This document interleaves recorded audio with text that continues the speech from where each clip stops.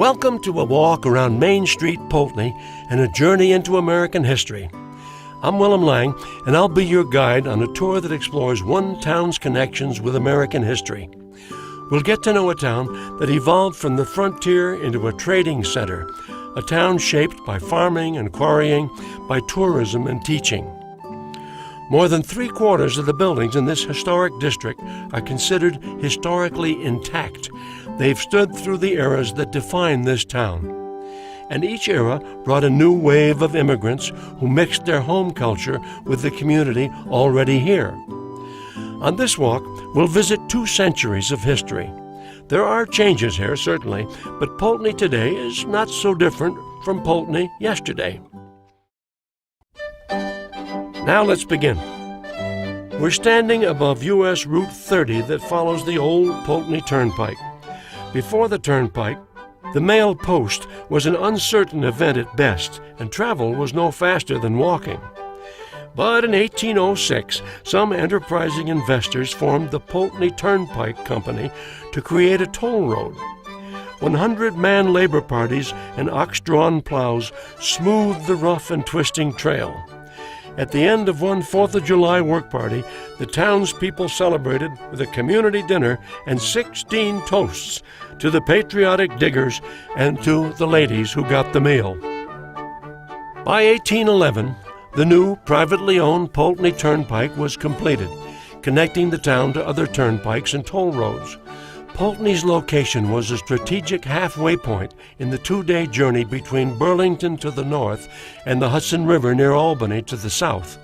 The turnpike secured Poultney's role as a prosperous transportation center from the 1800s and into the 1840s. Until the canals and then the railroads were built, this turnpike was the best route for stagecoaches and wagons, which brought regular mail to the frontier. Local farmers could transport their produce to markets in Albany. Cattle prodders, herding their stock to the markets of Boston, would pause here for the night. This commerce would bring competition between the townspeople of this village, once called West Poultney and known as a small milling hamlet, and the more prosperous East Poultney.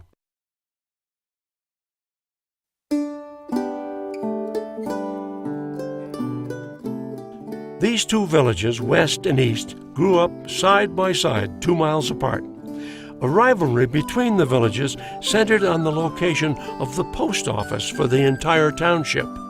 East Poultney argued that the post office should be located in the east, where all the churches were. West Poultney countered by hauling limestone by ox cart at great expense to build this Methodist church, completed in 1822. Such a grand stone church tipped the balance. When added to the impacts of the flood of 1811 and the completion of the Poultney Turnpike, the stone church ensured the eventual move of the post office to the west side, which effectively made this the center of town. And that's why West Poultney is known today simply as Poultney.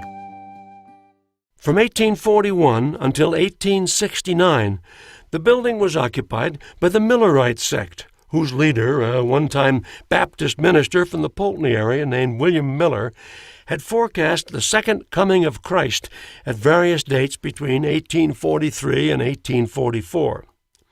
Based on this prophecy, the followers gave away their goods and went atop a hill to wait. After the forecast went unfulfilled, this came to be known as the Great Disappointment, and the Millerite movement began to unravel. Its followers returned to their original churches or joined other movements such as the Shakers, as well as launching the Adventist movement. In 1869, the Masonic Society purchased the stone church and occupied it for over a century. They added the Greek Revival portico with Doric columns sometime after 1918. Before a road cut was bulldozed around 1935, this part of Main Street was far steeper, a perfect place to sled.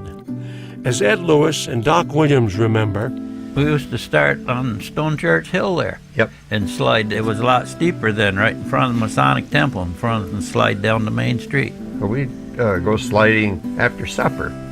We'd slide all evening, and there was only one car an hour. This imposing Greek Revival-style home offers architectural proof of the wealth that migrated as commerce and industry shifted from east to west Poultney. Industrialist Henry Ruggles built this house in 1845 to be near the water-powered machine shop and foundry that he had purchased from Henry Stanley, where the famous Stanley stoves were fabricated. Ruggles, of course, renamed the business the Ruggles Foundry. The house has an unusual configuration, an entrance porch with 2 fluted Doric columns.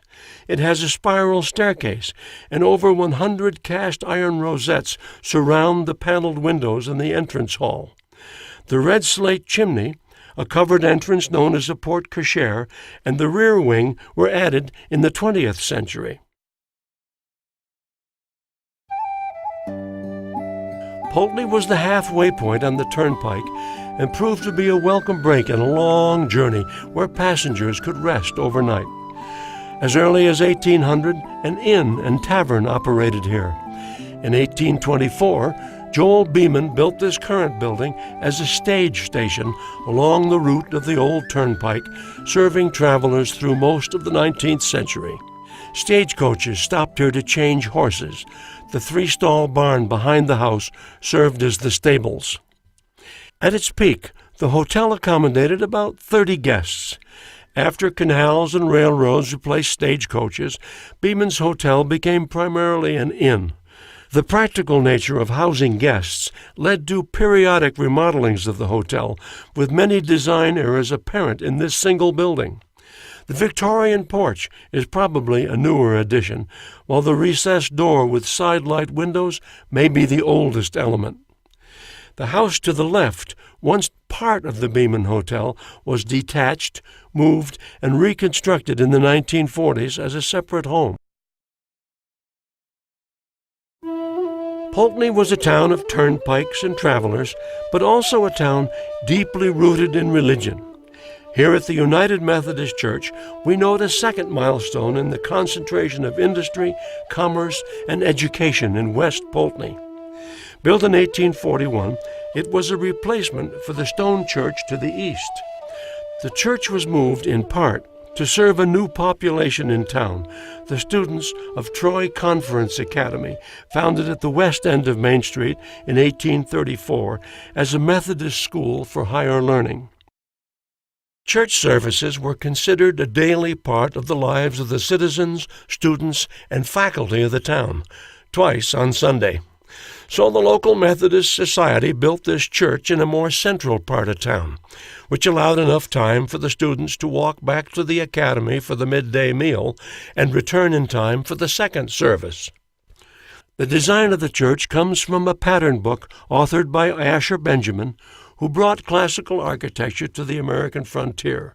The builder was Charles Scott, son of Elisha, who had constructed many of the landmark buildings in East Poultney. For $12,000, the Poultney Graded School was constructed in 1885, a year after Vermont's native son, Chester A. Arthur, had completed his presidency.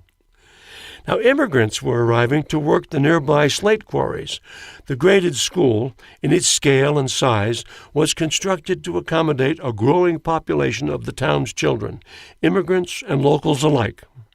Equally important, it marked a change from the dispersed one-room schoolhouses to a centralized education system. The school's design echoes the gravity of its mission. The era when it was constructed, the post-Civil War Gilded Age, so-called, was noteworthy for social change and prosperity. It was also noted for an eclectic blend of building styles. The graded school features the tall windows typical of Italianate design, the fancy filigree of Queen Anne, and the balanced wings of colonial revival.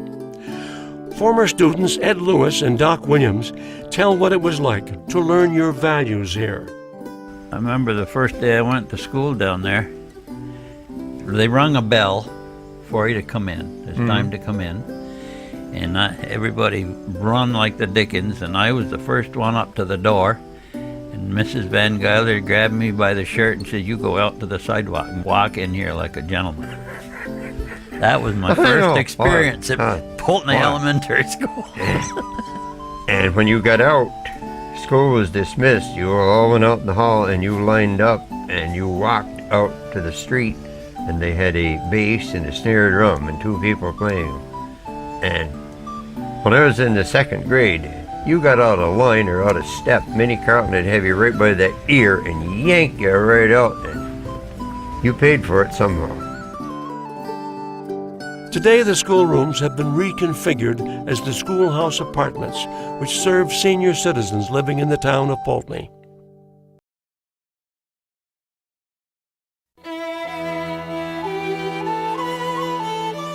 Reacting to the shift in population and prestige, religious congregations in the East Village moved to join the Methodists in the West Village. In 1866, both the Episcopalians and the Baptists began holding services on alternate Sundays in Poultney Village. In 1868, Trinity Episcopal Church was erected on the newly graded Church Street in Gothic Revival style with narrow and steeply pointed arch windows. The crisp roofline contrasts with the square steeple. On this roof, you see the geological trait that helps to define Poultney. It's slate. The first slate quarry in the area opened in 1845. The range of slate colors, black, green, red, even purple, makes our region unique and our slate a key element to the town's economic growth. Note the color of the red slate repeated in the red door.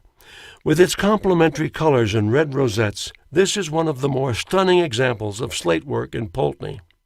Now, these slate roofs last up to 150 years if well cared for. Here's one of those school kids, Doc Williams, remembering how it was to grow up and work with slate in the quarries and on the roofs. Slate is a boom or bust thing. You know, you're busy for a while and then the market goes down. And I went roofing. And I roofed it for off and on for 20 years. I retired off it. I can get on the street and say I worked on that one, that one, that one. I don't know why I haven't been on that one. I've been on all the churches, and both churches in East Poultney and all the schoolhouses except the new elementary.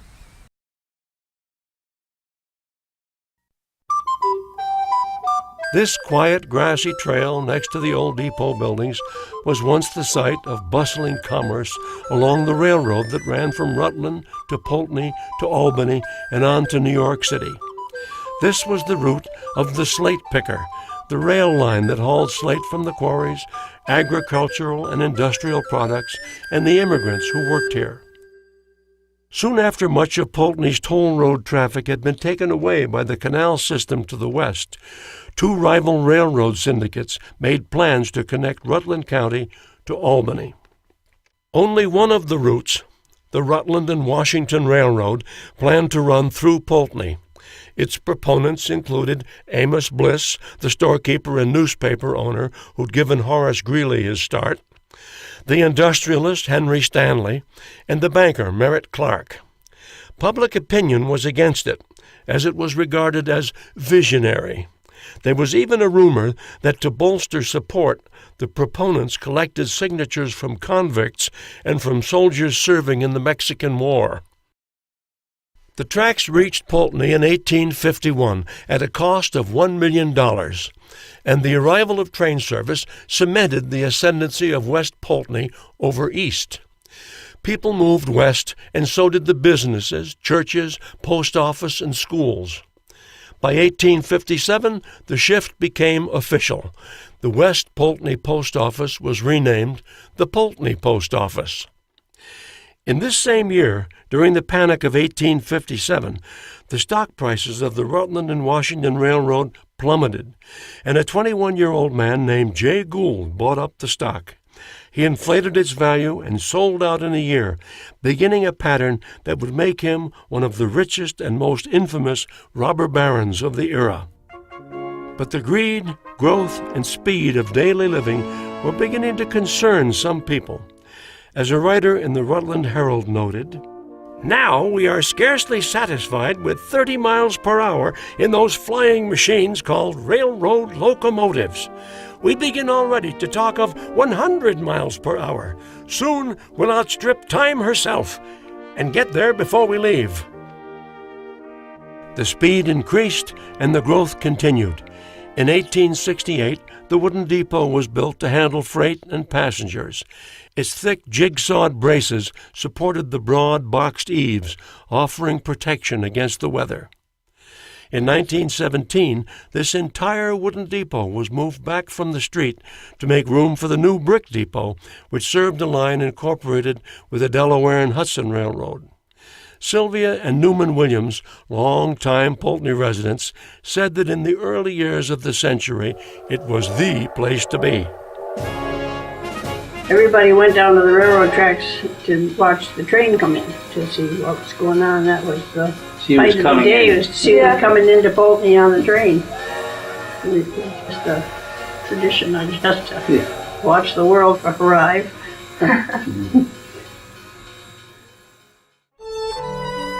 But in 1934, as the entire country struggled through the Great Depression, the train stopped its passenger service to Poultney. The nationwide halt and building crippled the local slate industry. Together, these economic blows slowed the pace of new construction and help explain why Poultney today retains so many historic buildings.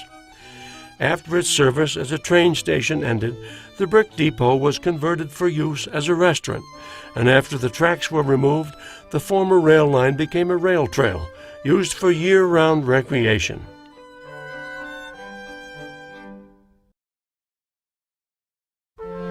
Before the automobile economy, every town had to provide its own commercial center. Poultney had 5 department stores, dry goods stores, restaurants, stables, and several photographic studios.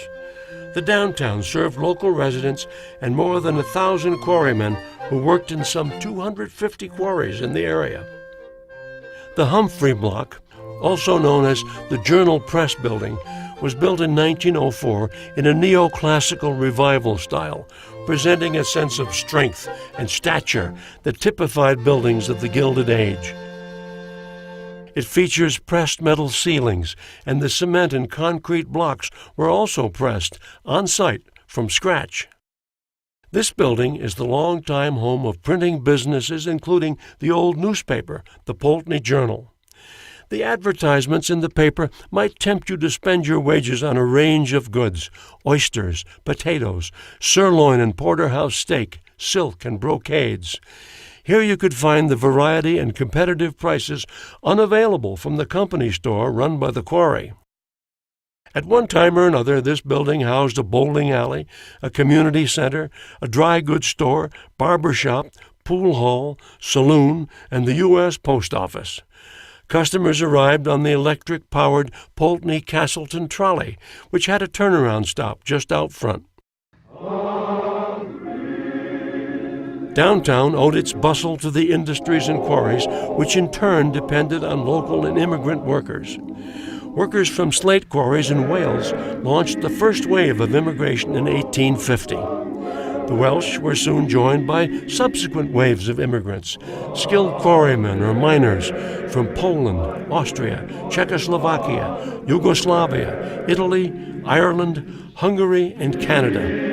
This immigration continued through the 1890s and into the early 1900s. Sylvia Williams, co-founder of the hardware store with her husband Newman, remembered the Welsh influence in Poultney.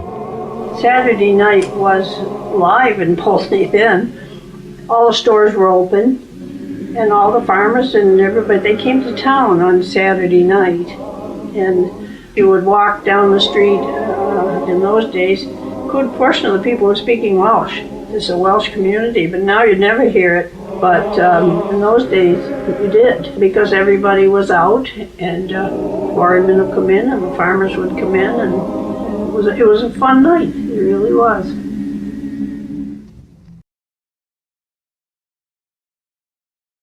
This house was built around 1830 and was soon acquired for the Methodist parsonage.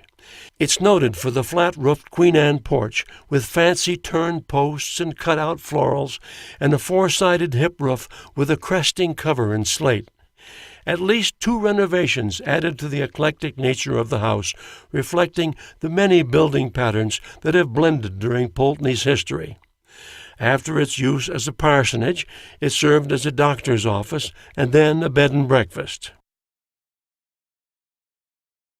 This unique building, the one-time home of Mr. and Mrs. James Farnham, also housed Poultney Village's first public library. It opened in 1895, just 4 months after a library initiative was launched. The first book the library received was The Scarlet Letter by Nathaniel Hawthorne. That first summer, it offered 700 books. The house is the only one in this historic district that blends brick construction with Queen Anne style. The main structure was built in the mid-1800s with the Queen Anne elements added around 1885. Note especially its narrow width, the bay windows, and the wood fanlight with a sunburst over the front doorway. The Two Editors Inn, dating to the 1830s, was named to honor Poultney's connection to 2 pioneering newspaper publishers, Horace Greeley and George Jones. Horace Greeley, a newspaper editor, reformer, and politician, began his career in East Poultney, where he befriended and worked with George Jones. Jones was an East Poultney native who later worked with Greeley on the New York Tribune and then co-founded the New York Times. This Greek revival home appears to be in its original condition. It's noted for its monumental columns anchoring an open slate porch. The Reverend Jesse Peck, principal of the Troy Conference Academy, was most likely the original owner and lived here in the 1840s and 1850s. Today, the Two Editors Inn is maintained by Green Mountain College for its visitors.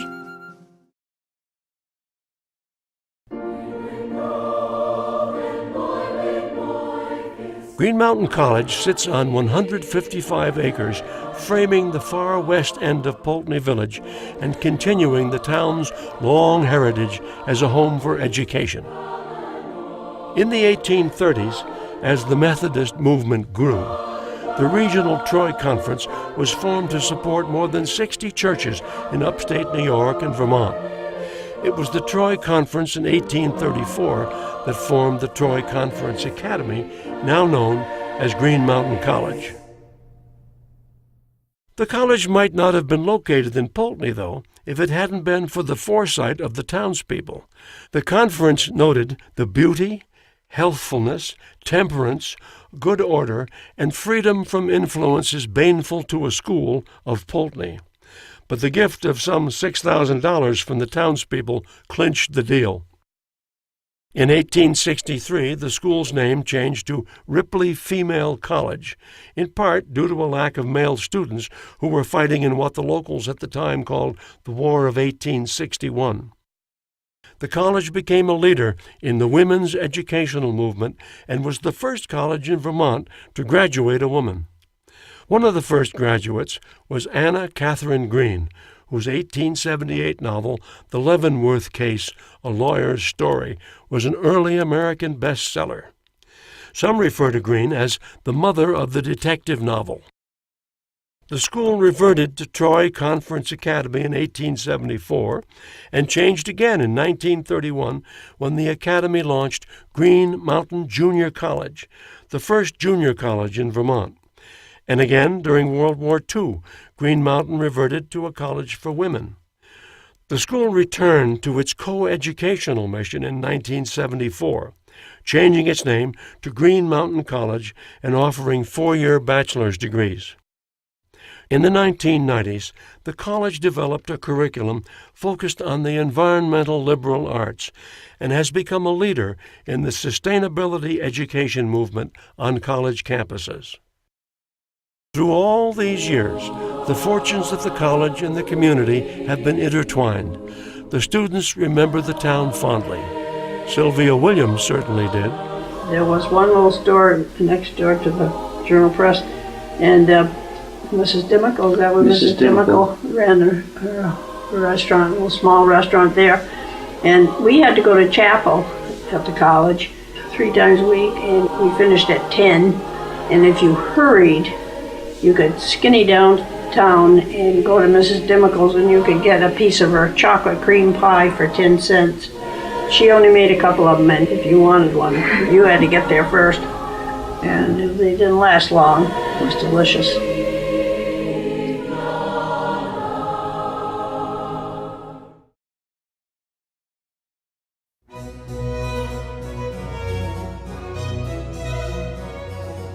The Bentley House and the Richardson House across the street on the college campus are characteristic of the Victorian homes built by Poultney's new wealth, created by the mercantilism that served the immigrants working in the slate quarries. The Bentley is a well-conserved example of the so-called painted ladies, typical of the grander Victorian-era homes. Gaudy, colorful, and irregular describe the Queen Anne style, and the Bentley House includes many of the typical features, an asymmetrical design with an offset tower. It was built in 1895 by a real estate broker for his son, a merchant named William Broughton, who married Jane Edwards. Now, Jane's sister lived across the street at 9 Bentley Avenue. She married one of the sons of Robert Humphrey, who'd built the Humphrey Block and operated the newspaper. Not to be outdone by the neighboring homes or by her sister, she and her husband constructed this imposing Queen Anne colonial revival-style home about 1900. Note the decorative qualities and intricate design of these Queen Anne homes, more evidence of a wealth earned from the town's unique blend of resources and commerce. These were homes built in the Gilded Age from the 1880s to the 1900s. Note the unpredictable window spacing, the various and ornate colors, and woodwork that features turned columns and geometric patterns made possible in part by the introduction of machine lathes. Rufus Broughton, the real estate broker who built the Bentley House for his son, built one of the more striking homes on the street in 1885 in a Queen Anne Eastlake style with an unusually ornate porch at the corner of Bentley and Roberts Avenues. Peek down Roberts Avenue and note the roof on the second house, a striking multicolored slate roof. The stone building that now houses the Poultney Public Library was built in 1910 as home to the Citizens National Bank, which closed during the Depression. Its neoclassical revival style features rusticated marble, which creates a bold appearance with deep joints and shadow lines. Over 2 centuries of operation, the town's libraries have had many homes, starting in East Poultney in 1790. Later, a library was housed across the street at Mrs. James Farnham's house, and then moved to the old town hall in 1900. During the period the library was in town hall, the Red Cross set up emergency rooms in 1918, most likely for the Spanish flu epidemic. At one time, the library's Board of Trustees approved a nursery school there on the condition that a 3-foot wall separated the children from library patrons. When the Puritan Dress Company asked to use the entire town hall first floor, another location had to be found for the library. It moved here in 1957.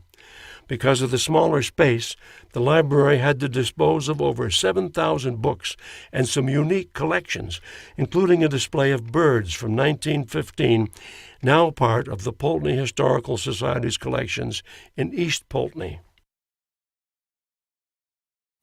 This building is named in honor of a former owner, Thankful Mears, the daughter of Solon Sherman, who operated the grist mill behind the house. Her grandfather, Olcott, a harness maker, moved from East to West Poultney in 1835, and it's likely he built this house shortly thereafter. Built around 1840, this brick Greek Revival house has a lovely curved stairway in the entrance hall. At the turn of the last century, Harry Sherman operated the feed and grain business in the mill house behind this building. His wife Alice had a photographic studio next door, which she reached by a tunnel under the drive, avoiding the winter snow. The next stop is 2 buildings down, a solid all-brick building. The building dates back to the early 1800s, when the town was just being settled. In the mid-1800s, this building served as an office to a successful town doctor. After his retirement, a young couple used the building for a barber shop. As with many buildings in town, this was built in stages. The second floor was added later, as evidenced by 2-colored brickwork and the late-era Victorian trim on the cornices. By the turn of the 20th century, those who'd arrived as immigrants 50 years earlier to work in the slate quarries had been assimilated. By now, they'd built fine houses, and their children and grandchildren were working in the trades and professions.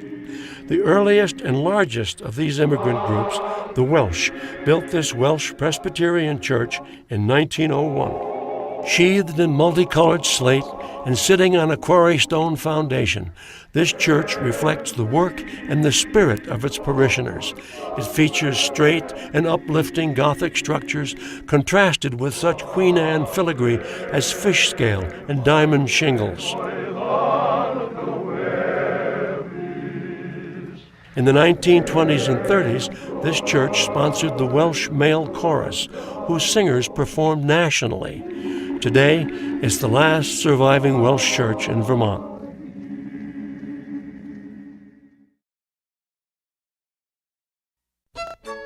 The stone bridge has been here since nearly the beginning of Poultney.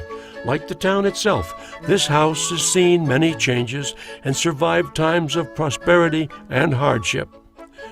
The stone bridge took its name from the stone bridge that crosses the nearby creek. The original house was built in 1808 by one of Poultney's first settlers, Thomas Ashley, for his daughter. He constructed a federal-style residence that forms the central part of what is now the stone bridge. The stone bridge has had many owners, many uses, and many remodels.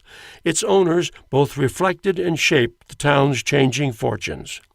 In 1840, financier and politician Merritt Clark purchased the home and added the 2 wings and a Greek Revival front. Here he opened the first bank of Poultney in the west wing. The bank vault was in the cellar of this wing, where the foundation walls are 5 feet thick. Clark was credited with saving the Troy Conference Academy in 1848 by refinancing its debt. In 1901, the stone bridge became the property of F.W. Barrett, owner of the area's largest department store. In 1952, Dr. and Mrs. E.J. Swinyer bought the home. The doctor had his offices in the East Wing and practiced until his retirement in 1983. Quite a few Poultney residents still remember their visits to the doctor's office. The building was opened to the public the following year as the Stonebridge Inn, a bed and breakfast. Fire nearly destroyed the stone bridge in 1996. Afterward, the town of Poultney raised over $800,000 in grants and donations to restore the building to its original grandeur.